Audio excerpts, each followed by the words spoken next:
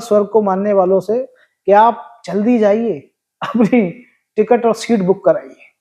जी, माननीय गृह मंत्री जी का मैं धन्यवाद भी करूंगा कि उन्होंने पार्लियामेंट में बाबा साहब की जो बात करी है, वह बात पार्लियामेंट से निकल करके सड़क तक और सड़क से विदेशों तक, यानी कि संसार के विभिन्न देशों में बाबा साहब की बात चल रही है। भारतीय संविधान ने जमीन पर ही स्वर्ग बना दिया है भारत के लोगों के लिए। तो इसलिए जिन्हें लगता है कि स्वर्ग मरणोपरांत मिलेगा, वो स्वर्ग जाने की तैयारियां करें और अपनी अपनी जो है टिकटें और सीट अपनी बुक कराएं। दोस्तों नमस्कार, मैं विकास, आप देख रहे हैं जस्ट टीवी इंडिया और एक बार फिर से सचिन जी हमारे साथ मौजूद हैं। तमाम आपने देखा होगा जब डीएससी का मामला था तो सचिन जी ने बड़े बड़े जो धुरंधर थे, जो डीएससी का विरोध कर रहे थे, उनको एक बड़ा साफ आईना दिखाया था और उनकी जो सोच थी वो भी बदली थी कहीं ना कहीं। आज देश में बाबा साहब को लेकर माहौल गर्म है क्योंकि संसद में देश के गृह मंत्री ने जो बयान दिए हैं कि आजकल अम्बेडकर का नाम लेना तो फैशन हो गया है। अम्बेडकर अम्बेडकर बोलने से अच्छा अगर आप भगवान का नाम आपने लिया होता तो शायद आप स्वर्ग पहुंच गए होते।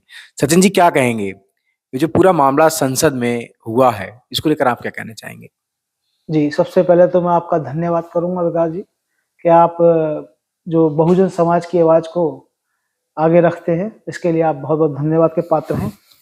अब मैं इसके लिए जो माननीय हमारे गृह मंत्री साहब ने जो पार्लियामेंट में बात कही है, उसके लिए मैं कहूँगा कि यहाँ पर इस देश में दो तरह की संस्कृति है। एक आश्रम संस्कृति, जो श्रम में विश्वास नहीं रखते हैं, भाग्य भगवान के भरोसे बैठते हैं, और जो स्वर्ग नरक में विश्वास रखते हैं।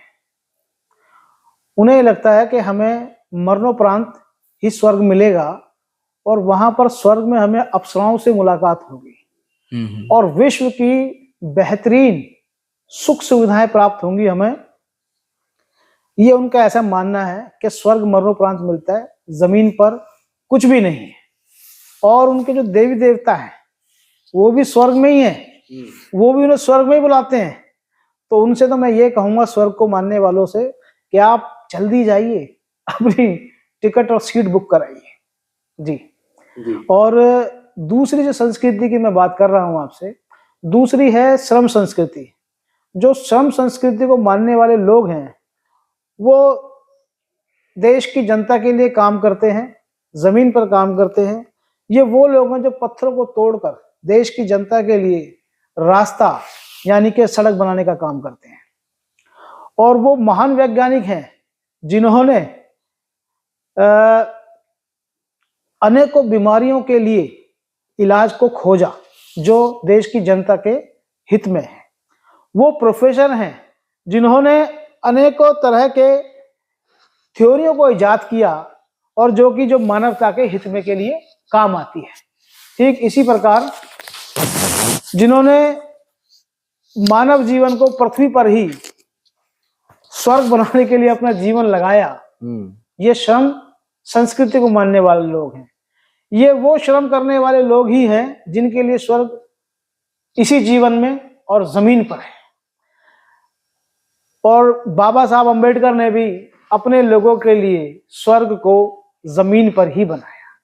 जी, लेकिन लगातार जो गृह मंत्री हैं उनको तड़ी पार कहना, लगातार इस तरीके के बयान आना, कितना आप इसको देखते हैं, किस तरीके से देख रहे हैं आप इसे? जी, मैं भी इसको लगातार सुन रहा हूँ। देखिए, ये कानूनी प्रक्रिया है।